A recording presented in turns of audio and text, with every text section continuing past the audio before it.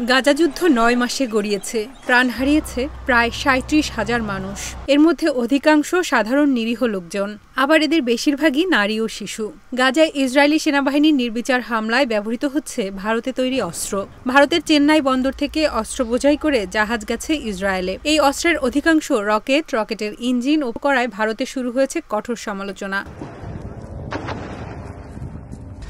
সংবাদ মাধ্যম আল জাজিরার সাম্প্রতিক এক প্রতিবেদনে বলা হয়েছে, চলমান যুদ্ধের মধ্যে ইসরায়েলের রকেট, বিস্ফোরক ও অন্যান্য সামরিক সরঞ্জাম সরবরাহ করেছে ভারত। এসব অস্ত্র বা সরঞ্জাম গাজায় ব্যবহার করা হয়েছে বলেও অভিযোগ উঠেছে। এ বিষয়ে জানতে ভারতের পররাষ্ট্র মন্ত্রণালয়ের সঙ্গে একাধিকবার যোগাযোগ করেও কোনো সাড়া পায়নি আল জাজিরা। ভারতের যেসব ব্যক্তিমালিকানাধীন কোম্পানি ইসরায়েলকে সামরিক সরঞ্জাম সরবরাহ করেছে বলে জানা গেছে, সেসব কোম্পানির পক্ষ থেকেও কিছু জানা যায়নি। এদিকে ভারতের জ্যেষ্ঠ সাংবাদিক প্রণয় শর্মা আনন্দবাজার পত্রিকায় তার কলামে লিখেছেন, গাজায় যুদ্ধের জন্য ভারত ইসরায়েলকে যুদ্ধাস্ত্র সরবরাহ চালিয়ে যাবে কিনা সে প্রশ্নটা ক্রমশ বড় হয়ে উঠছে। কারণ হামাসকে নিধনের নামে গাজায় নিরীহ সাধারণ মানুষ, বিশেষ করে নারী ও শিশুদের নিশ্চিহ্ন করার চেষ্টা হিসেবেই দেখা হচ্ছে ইসরায়েলের হামলাকে। অস্ত্র সরবরাহের বিষয়টি সম্প্রতি একটি সংবাদ মাধ্যমের কাছে স্বীকার করেছেন ভারতে ইসরায়েলের সাবেক রাষ্ট্রদূত ড্যানিয়েল কারমন। ভারত সরকার সে কথাকে খারিজ করেনি, আবার সমর্থনও করেনি। বলতে গেলে পুরো বিশ্ব যখন ইসরায়েল ফিলিস্তিন যুদ্ধের নিন্দা করছে, তখন এমন ঘটনায় সম্পৃক্ত থাকা দিল্লির জন্য অস্বস্তিকর বটে। প্রণয় শর্মা লিখেছেন, আসলে ভারত পড়েছে দোটানায়।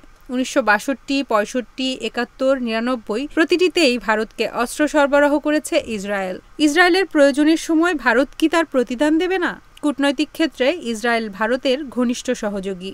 ভারতের রাজনৈতিক নেতাদের মধ্যে একটা সহমত তৈরি হয়েছে যে তেল আবিবের সঙ্গে সম্পর্ক আরও ঘনিষ্ঠ করতে হবে। ভারত ইসরায়েলের সম্পর্ক শক্তিশালী হলে তাতে আমেরিকার প্রভাবশালী ইহুদি লবি ভারতের প্রতি ইতিবাচক মনোভাব নেবে এবং আমেরিকা ভারত সম্পর্ক আরও বলিষ্ঠ হবে, সে প্রত্যাশাও রয়েছে। তাছাড়া ভারত যেসব ড্রোন এবং ক্ষেপণাস্ত্র সরবরাহ করছে ইসরায়েলকে, তা হায়দরাবাদে তৈরি হচ্ছে দুটি সংস্থার উদ্যোগে, ইসরায়েলের এলবিট সিস্টেমস এবং ভারতের আদানি গ্রুপ।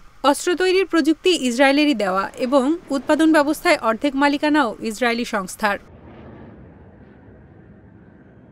তবে ইসরায়েলকে সামরিক মদদ জোগানোর কঠোর সমালোচনা শুরু হয়েছে ভারতেই। সমালোচকেরা বলছেন, ভারতকে ইসরায়েল যুদ্ধাস্ত্র পাঠিয়েছিল বাণিজ্যিক চুক্তির জন্য। ভারতকে সমরাস্ত্র বিক্রির আন্তর্জাতিক টেন্ডার জিতেছিল ইসরায়েল। অস্ত্র বিক্রি করে তারা প্রচুর অর্থ নিয়েছে, বিনামূল্যে দেয়নি। আরও জরুরি কথা, সেসব অস্ত্র ভারত ব্যবহার করেছে অন্যান্য দেশের সশস্ত্র বাহিনীর সঙ্গে যুদ্ধ করতে, অস্ত্রহীন নিরপরাধ নাগরিকদের উপর হামলা করার জন্য নয়। কিন্তু ইসরায়েল উন্নত প্রযুক্তির সমরাস্ত্র দিয়ে নিরীহ ফিলিস্তিনিদের হত্যা করছে। এটি অন্যায় যুদ্ধ, যাকে ভারত কখনো সমর্থন করতে পারে না।